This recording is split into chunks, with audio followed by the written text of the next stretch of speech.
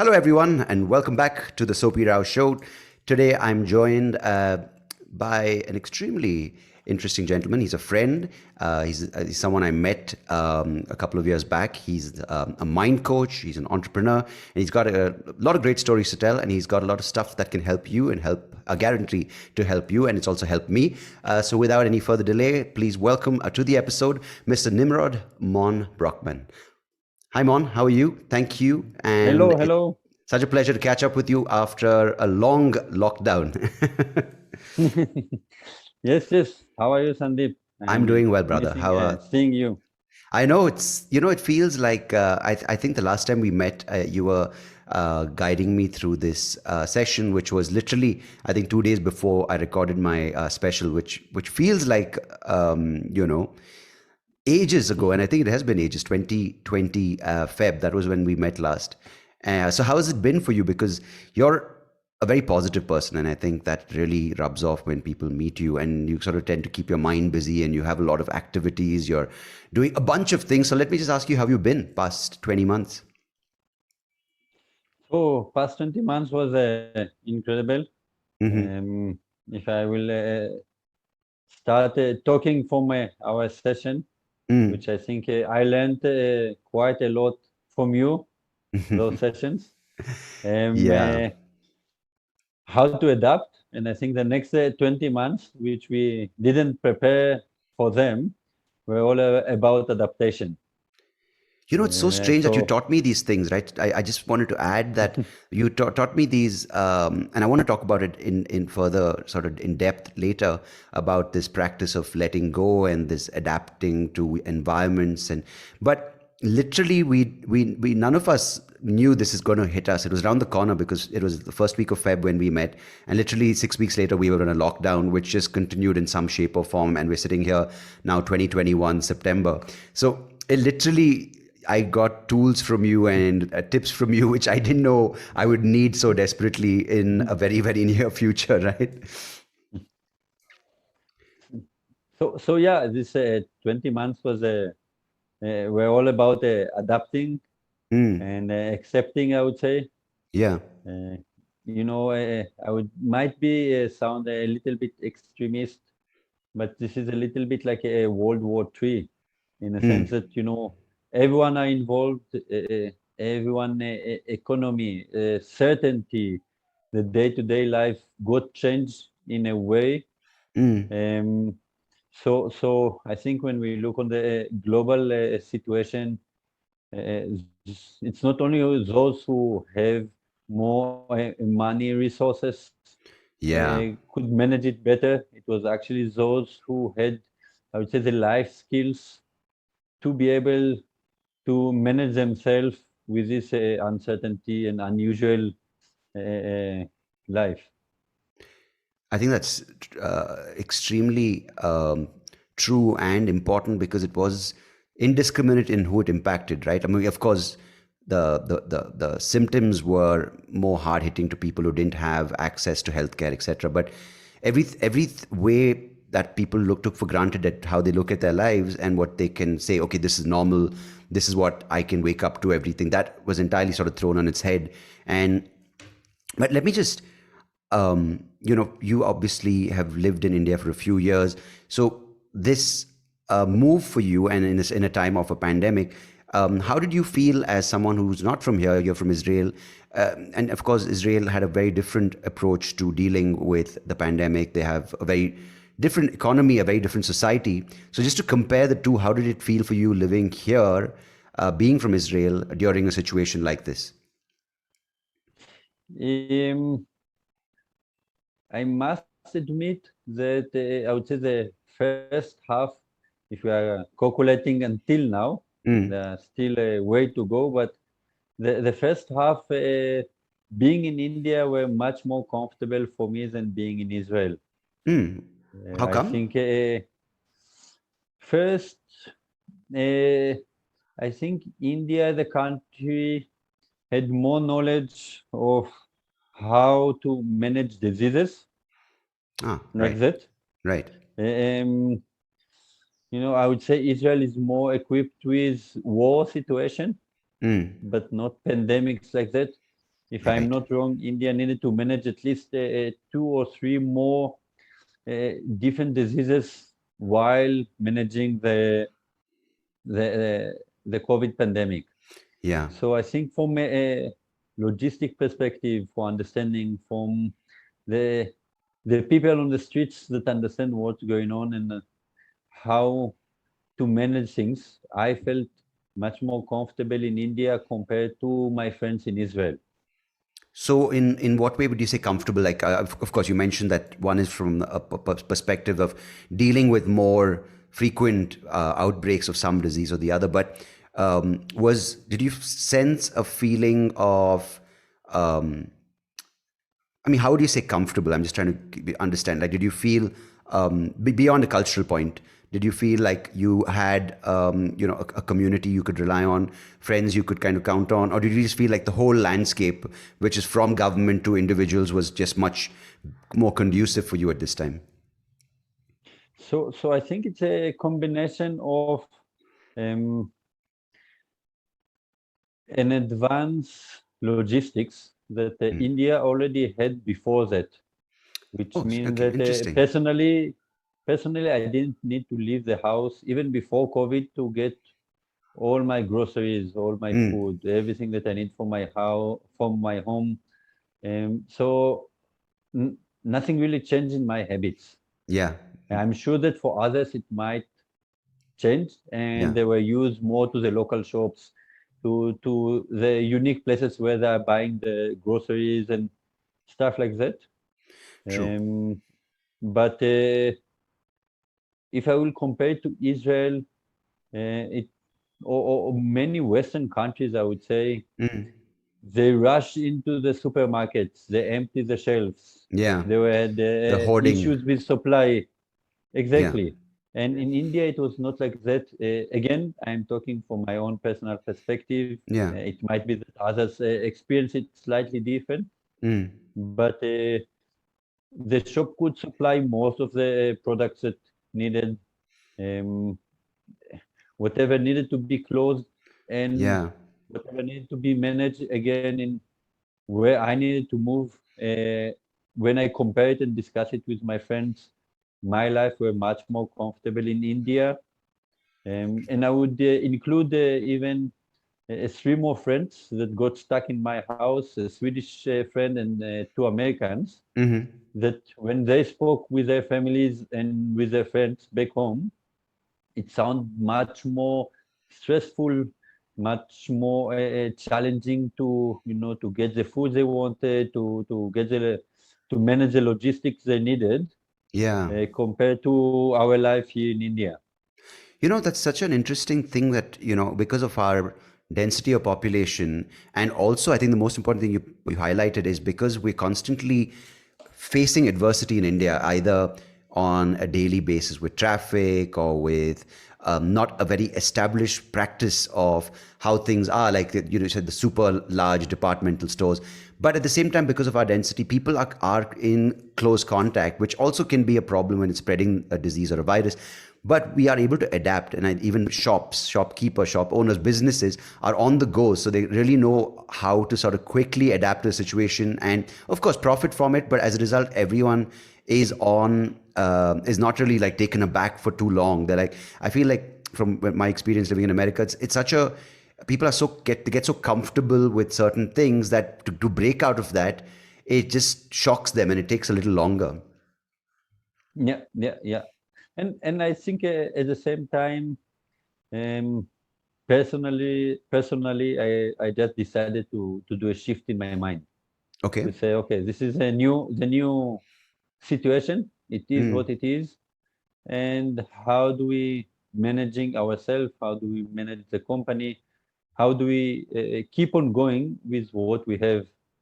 And I would say in this case, I would, I can relay on some of my grandparents' stories from the Holocaust mm, that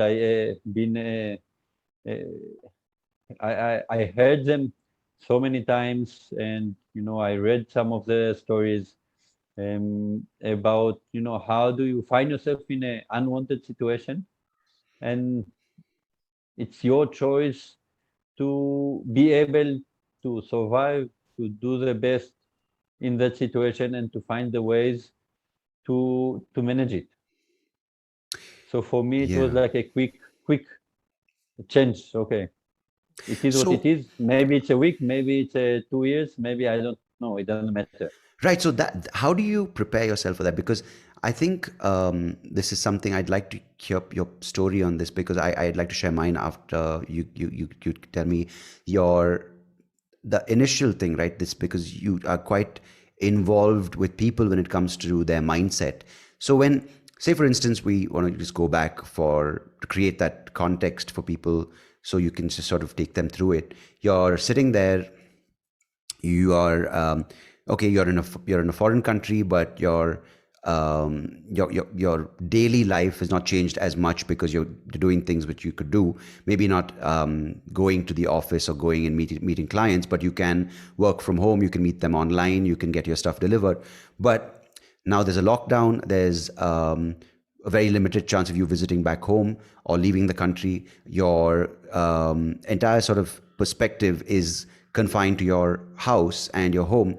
And I wouldn't say uncertainty of losing your job, but there is a certain amount of uncertainty. Like, okay, so how would you, as a mind coach or someone who's kind of in touch with what your mind goes through at a moment like that, what were your first few thoughts, or your first few plans you put into place to adapt yourself? Yeah, I, I'm smiling because I think I started training that at the age of 6. Okay, okay. Um, yeah. So I'm quite lucky on that. I was a professional athlete and represented Israel as a fencer internationally. How cool. Okay. Um, yeah.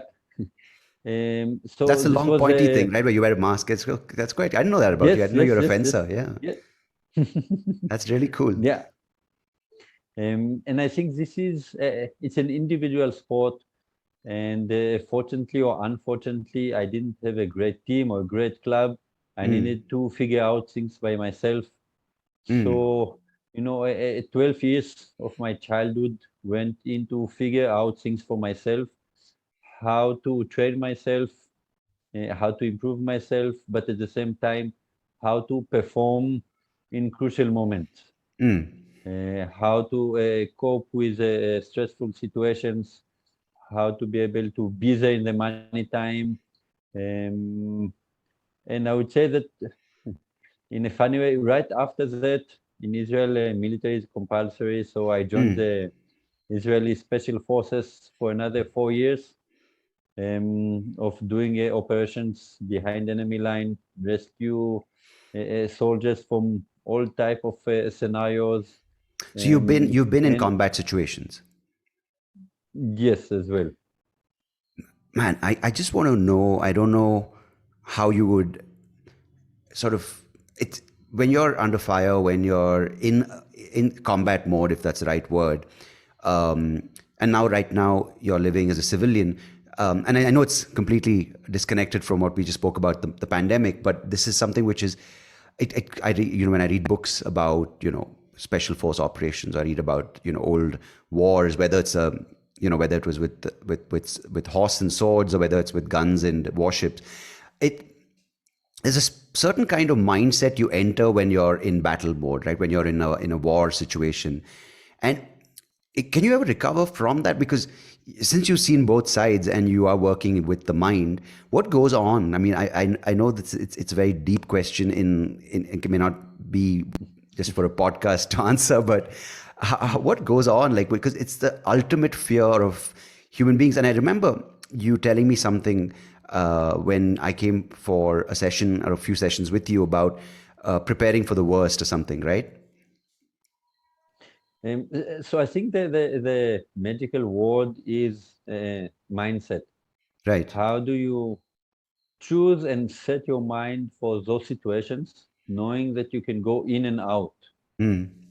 I think one of the challenges we have is certainty and uncertainty. Hmm. And we as a society, as human being, trying to create so much certainty so it will be more comfortable for us, which makes sense. Right. What fortunately I could experience and train from a young age And this is what I'm doing now as entrepreneur with my team, is train others to be in this situation. And when I said to be in this situation, to train their mind to be able to choose on which state of mind they want to be, and how to create an environment that they can function. So So it both doesn't matter, certainty I and would say. uncertainty. Yeah, of course. Right. We want to create certainty in uncertainty. We want to create a comfort in uncomfort. This is, I would say, the main game of life as I see it, and as a mind trainer or a mind coach. How do you allow yourself first and others to be okay with situations that supposedly not okay? And therefore, for me, it doesn't matter if it's a war zone, it's a fight with your partner, or a fight with your wife, or a pandemic. It's eventually it's all the same thing, and therefore we can even create a kind of a formula, a method to train people to be able to break it, so it's much more easy for them to identify the situation and to shift. And what do I mean shifting? Being in this uh, uncomfortable situation, but find the comfort. Being in this uncertainty, but find the certain. And Right. eventually, it's all about action. How do you find the right actions from I would call it coherent or balanced state of mind, Yeah. which together creating a flow. Right. If my mind is in a coherent and balanced space and Yeah. place, and I need to get into action, I will be able to streamline all this process much easily than if we compare it to a situation that we don't know what to do. The action is unknown. I don't know how to function, or my state of mind is very confused, very blur, and therefore I'm feeling lost. So I don't know the directions. You mentioned a very interesting word there, balance, right? Because I'm just going to quickly give you a sense of what, because you helped me through a few months in 2019 before this, and I want to talk about those things, a few things you mentioned there, which came in really handy, but which are also sort of something which have stuck with me. But when the pandemic hit and we went into lockdown, just for context, is I was doing comedy shows. My lifestyle was all about nightlife, doing shows, heavy drinking, smoking, and kind of like a relentless sort of headlong rush towards this outcome which was never being realized, and as a result being disappointed, and not enjoying what I'm doing, but just waiting and focusing on the byproducts of what I thought I should enjoy and deserve, as opposed to enjoying the experience of creating and doing a show, and then putting too much weightage on the other things, on the 98% of the things that aren't in your control. So when this happened, it literally, stopped me in my tracks, and I'm like, what do I have to do now? There's no shows. So then the biggest thing I started doing is unlearning and stripping away all the things that I was doing because I was just expected to do, or I was doing it for external validation, or I was doing it for some strange reason that I needed to achieve something. So then when I had nothing, it didn't happen overnight, of course. It's just like it was a slow process, still happening. But the moment I started realizing a couple of things, one is to let go and not sort of worry too much about things which are not in your control, but more importantly, do things because you see a purpose in it for yourself. You enjoy the process of doing it, and it gives you satisfaction in some way. Satisfaction being whether it's physical pleasure, whether it's being a sense of realizing time or spending time with yourself and learning about it, or something as simple as just sitting in the afternoon not doing anything. Being bored, I think, is also something I'm trying to cope with, which is nice.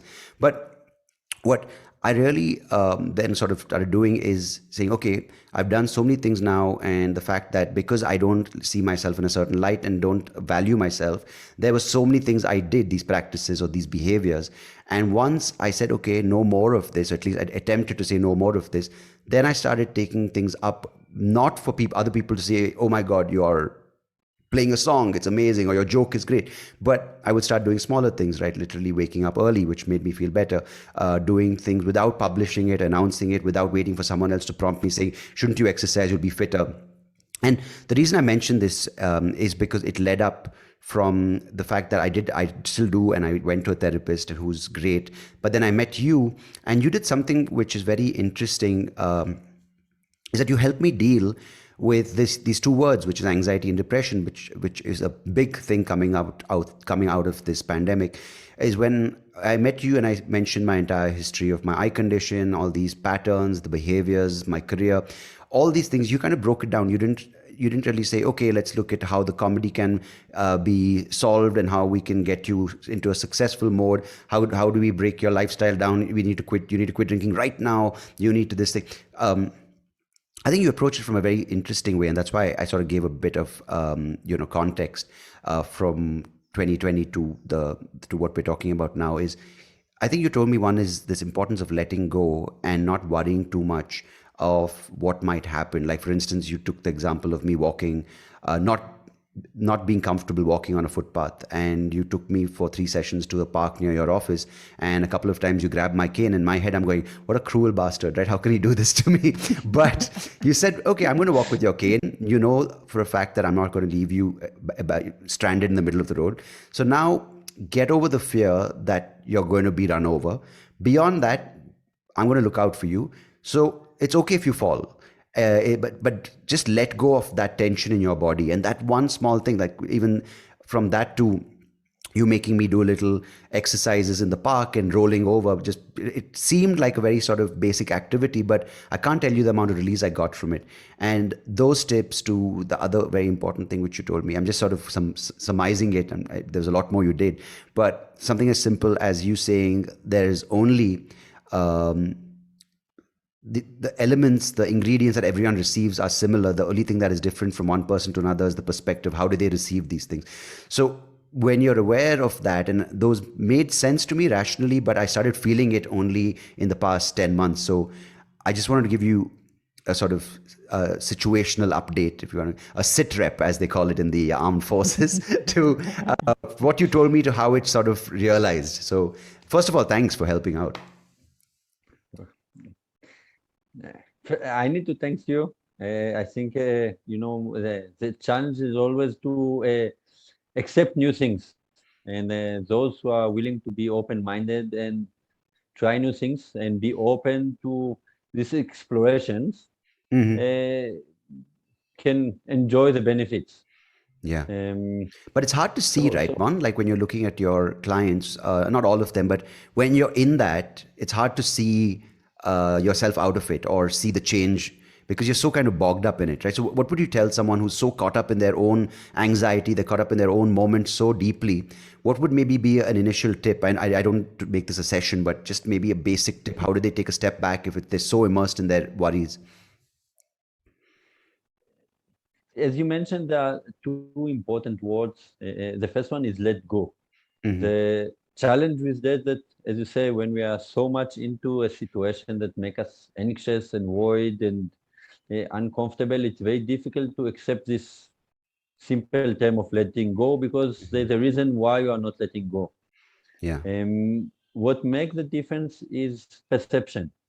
I think many of the games that we play together in our sessions Yeah. were different perception games. Yeah. You perceive that you can't go on a pedestrian easily, and we ended up after I would say maybe 3 sessions that you are jumping on above obstacles Yeah. very easily compared to the first session that you were doing like 2-3 steps because you notice an obstacle and you are not sure. Yeah. The game is to perceive things in a way that allow you to go forward. Mm. If you perceive things that holding you back, if you perceive things in a way that limiting you, if you perceive things in a way that putting you in a dark corner in Mm. your life, personally or socially, you perceive things, I would not say wrong, you perceive things in a way that making you stagnant. And for Okay. me, the game here is which perception will help you to find a flow that you can keep on going, because there is no Right. right perception or wrong perception. Okay. It's a perception that suddenly, and I say suddenly because we had it in our sessions, and I have this experience with so many different clients, from kids with behavioral problems to Olympic athletes to businessmen and CEOs, Mm. that they're coming with one mindset of some very challenging situation, Mm. and just by perceiving the same situation with the same information Mm. in a different way, suddenly things are getting connected very easily, and they are feeling very differently. Yeah. Emotionally, the body feel very different. I would say the brain and cognitively they can function much better, just because they're on the, I'm calling it the right channel. You know, if you watch Yeah. a movie that you really don't want to watch, then you will feel accordingly. If you just change the channel, suddenly you are watching a movie that you would like to see and you are happy with that. I Now, can totally vouch for that. Yeah. some of us like horror movie. I can't, Hmm. I don't like it, but some other people like it and they really enjoy, and for them it's a great entertainment. Yeah. And maybe documentary is like super boring for them. Yeah. Um, and I would say for me it will be the opposite. So there's no right perception or wrong perception, or right channel and wrong channel.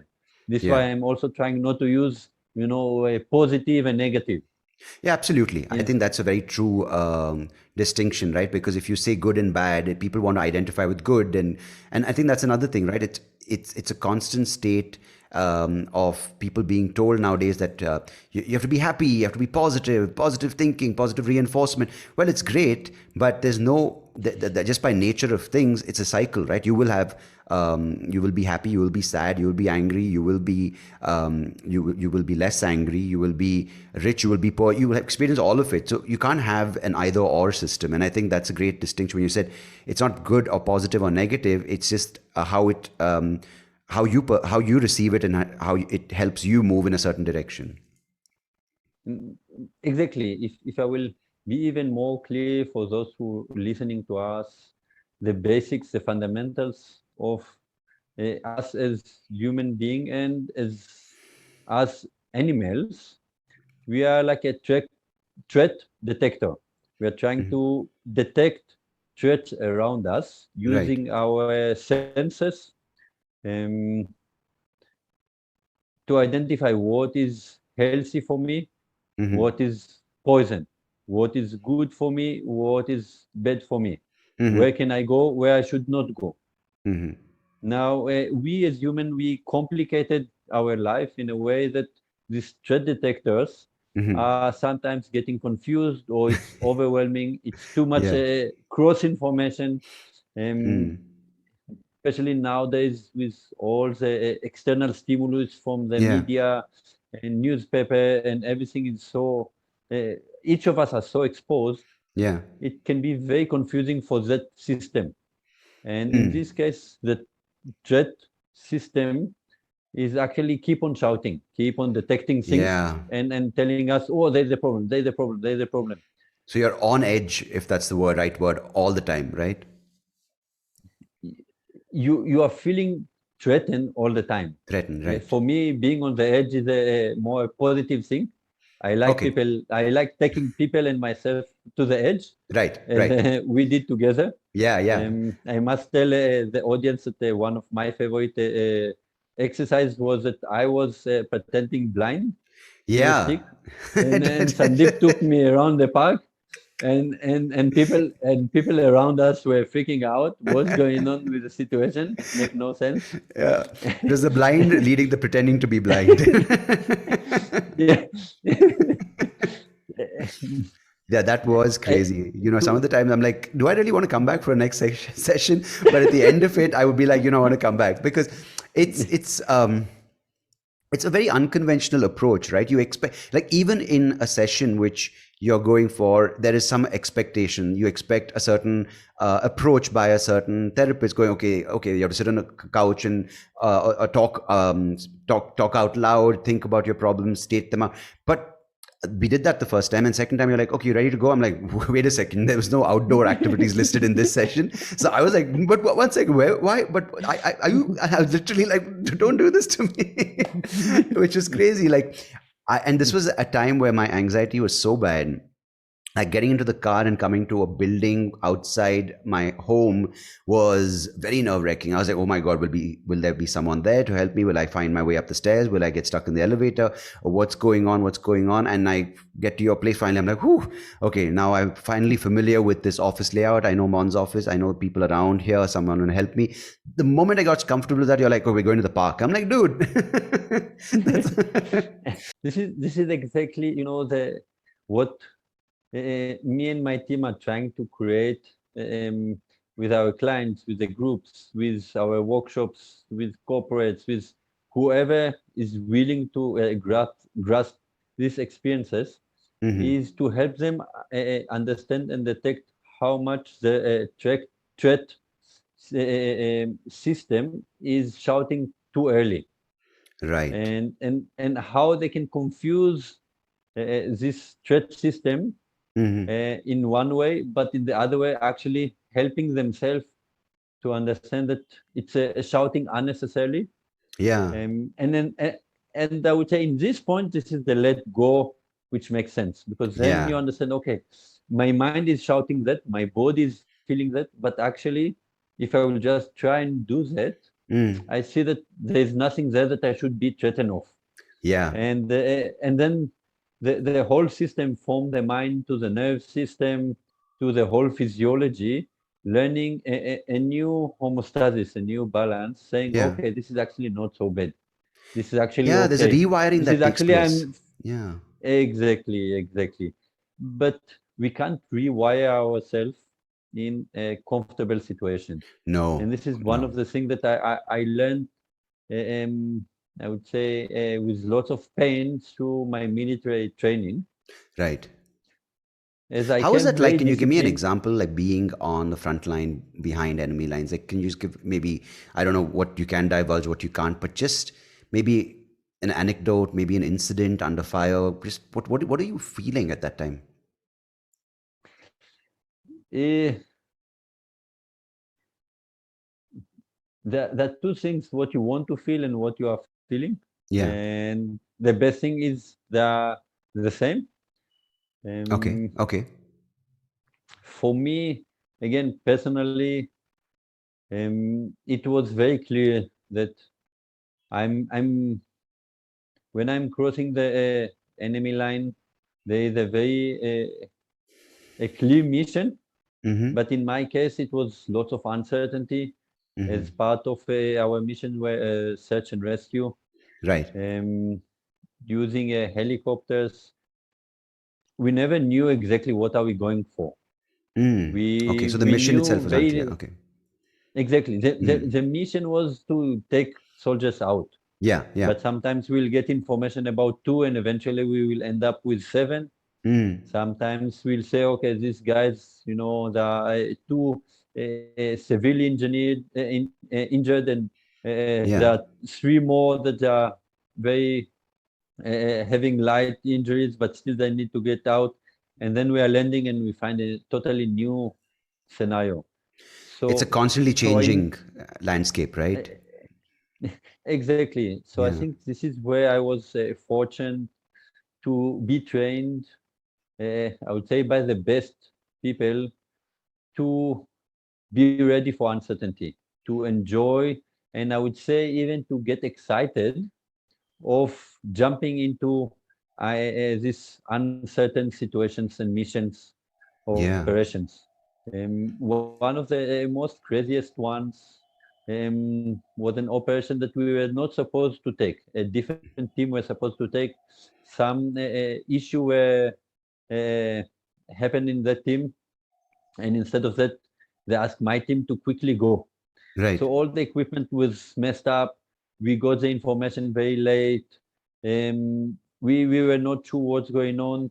And the worst of all, uh, when we were at some point, after the border, our helicopter were shooting self-defense missiles Right. which basically says that some missiles are being shot at us. Right. Now you are sitting in a box, a flying box, that you can't do anything. Yeah. And you hear these missiles going on.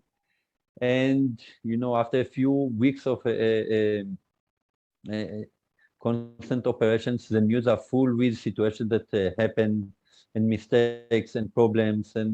Yeah. And all I could envision is, the headlines of tomorrow newspaper and what happened to our team, last moment change, and Right. how bad luck it is.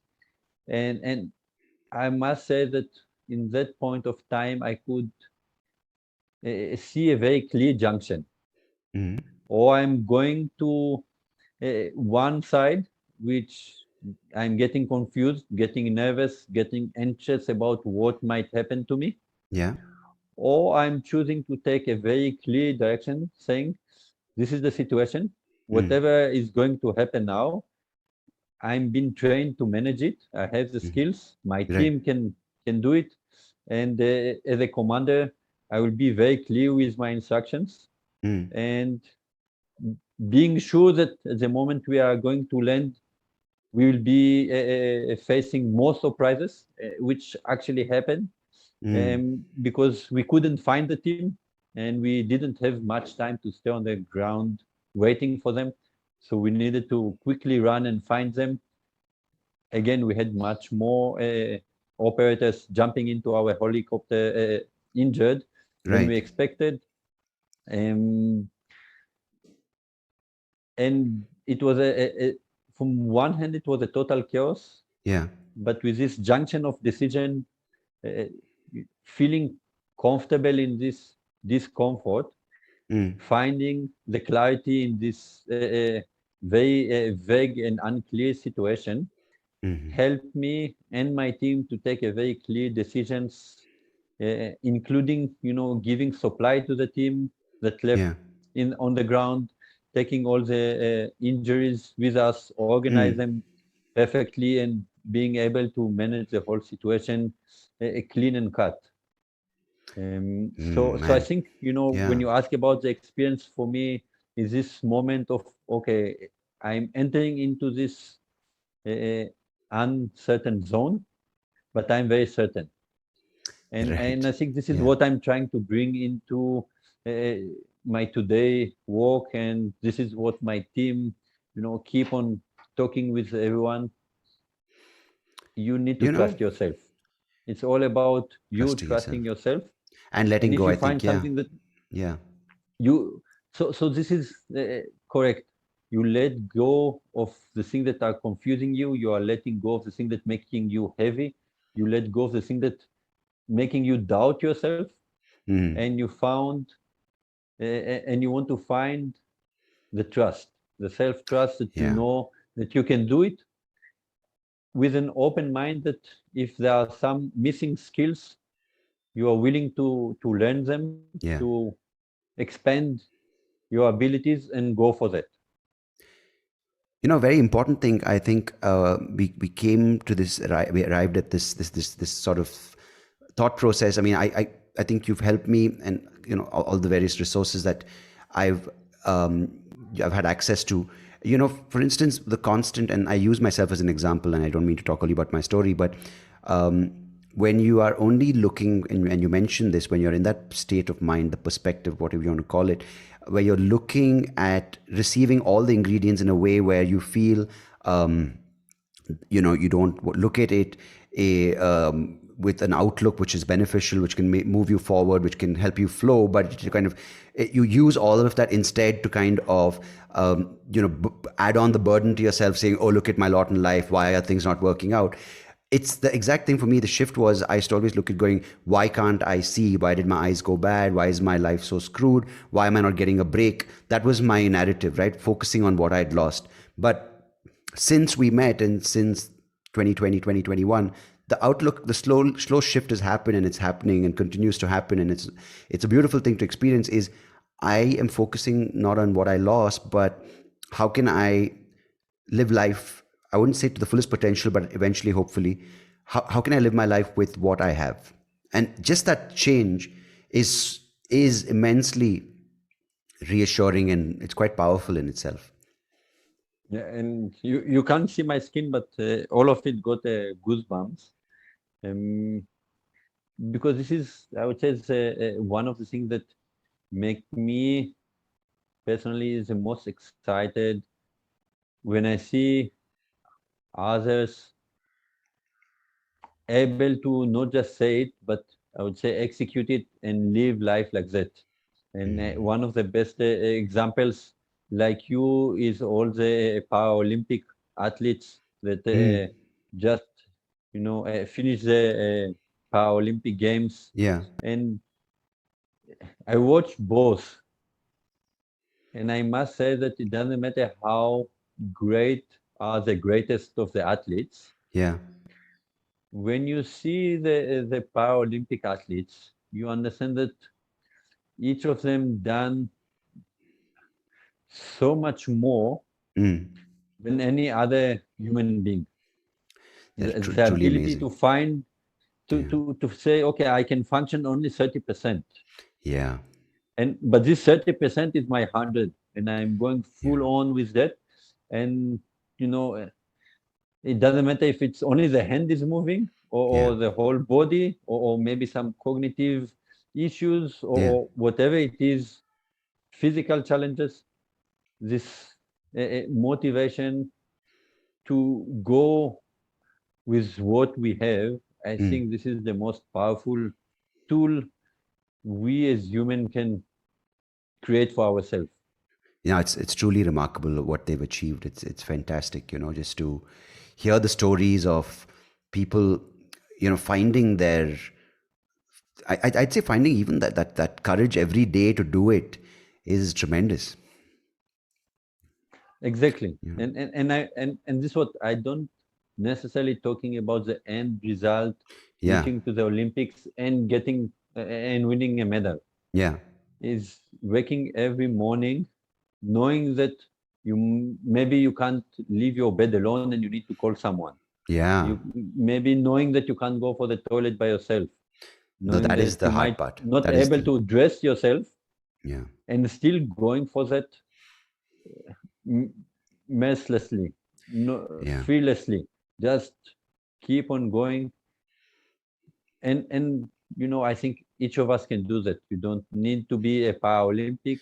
You Yeah, don't yeah. need to have those challenges. Yeah.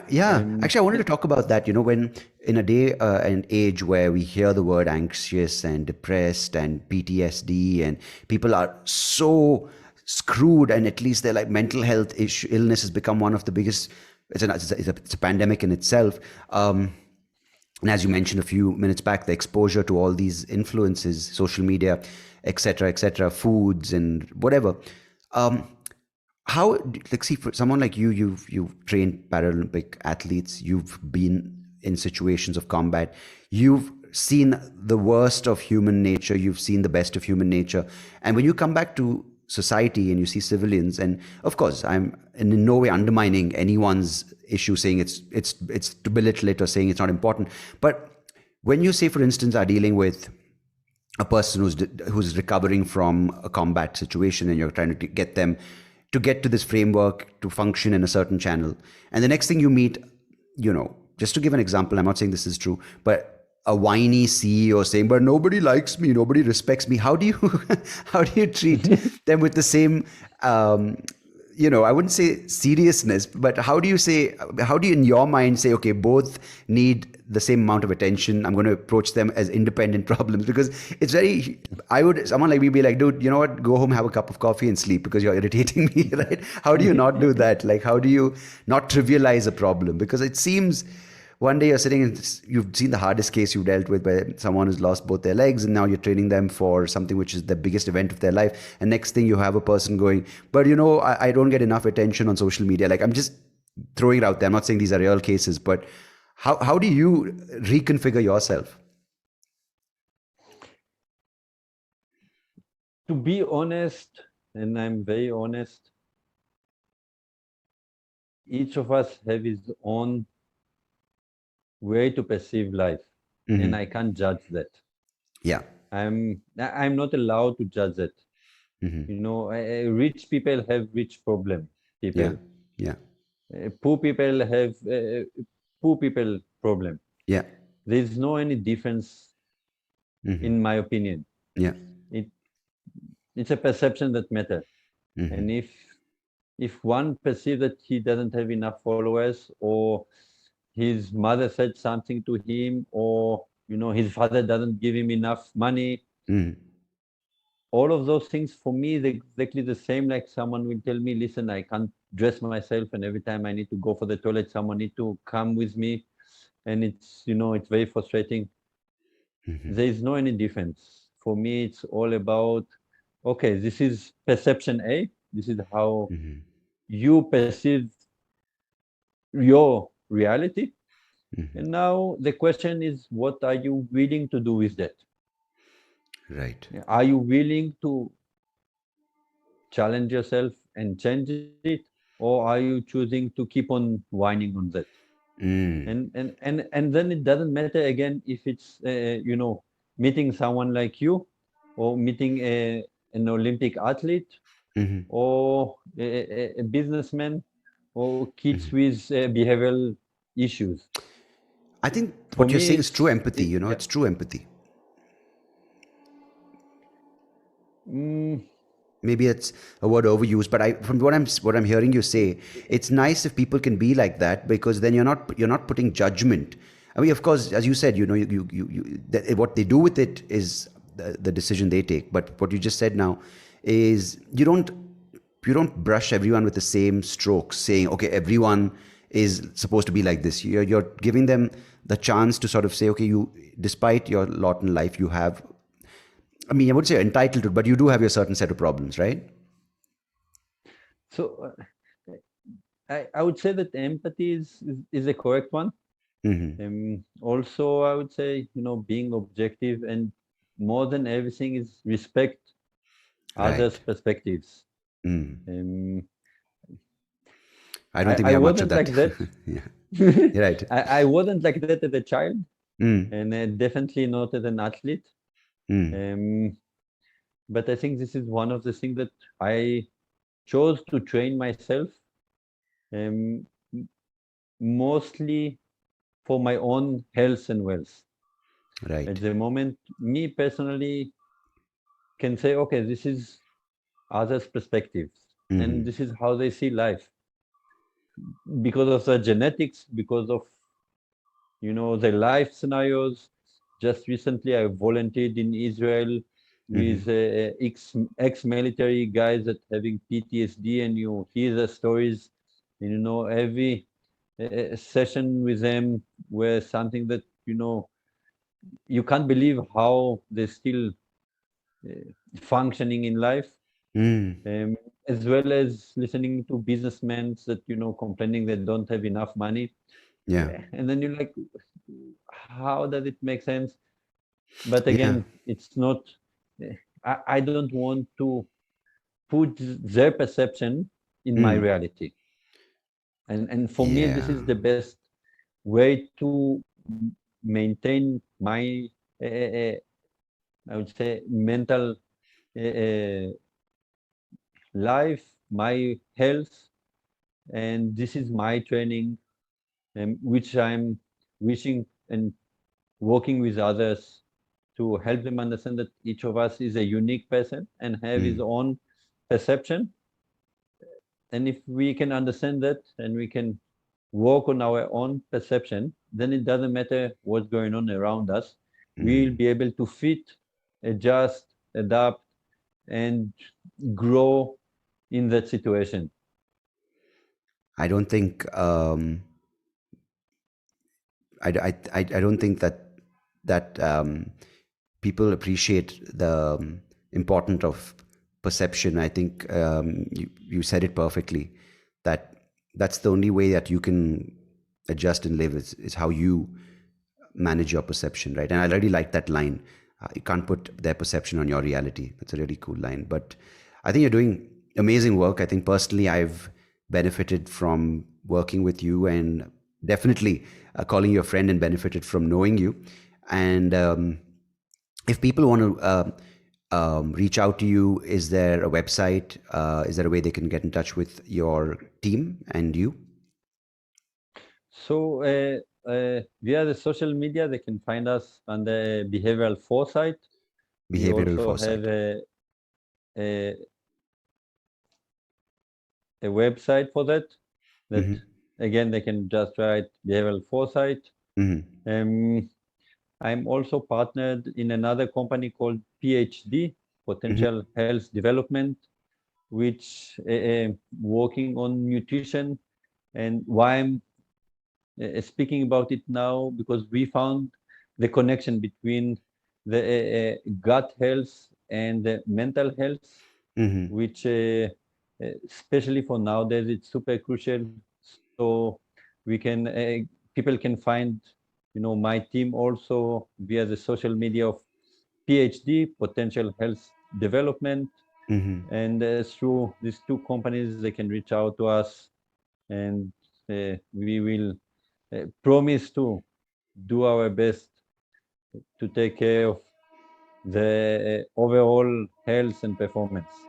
And as I said earlier, I vouch for it because I mean it's truly amazing, and the sincerity, the dedication, and just the fact that it's beyond just a session, it's beyond just therapy, it's beyond the labels, it's beyond thing. It's an actual extension of you really feel the entire sort of extension of what you know and how you apply that. It's amazing. So yeah, I'll put all the details in the description. And Mon, truly, thank you, man, for everything you've achieved, accomplished. I know it's not important, but you've achieved and accomplished a lot. And the great work that you're doing. Appreciate it. And thanks for being on the episode. Thank you so much for first being you, and You need to talk to my wife no, about that. I'm not sure how much she appreciates. They say that line, no, right? Just be yourself. And when you are yourself, they're like, no, be someone else. no, no. No, but I'm saying it because I could see, when we started, and I can see it now, this inner fire to act, to Mhm. find solutions, to do things differently and see and explore how it's working for you. This is what I'm talking about, which very few people will be willing to do in your scenario and in general. So thank you for your podcast and initiating, all of those things for everyone. Thank you. I really appreciate that and respect those words. Thanks. Welcome, welcome. Cool. We'll meet soon. And I'm going to, this time, I'm not just going to walk you down the footpath, I'm going to drive you around. You are taking the comfort away. Yeah. We'll make sure that we'll take you to the edge on that. The Formula One I driver. will, I will join the ride if you are the driver. That's what I'm going to drive you around. I'm going to start an. Okay, perfect. Yeah, let's see how that works. Yeah. But thanks, Bon. Appreciate it again. Thanks for coming on the episode. Thank you for all those who listening to us. Hope you enjoy what we had to say, and keep on going.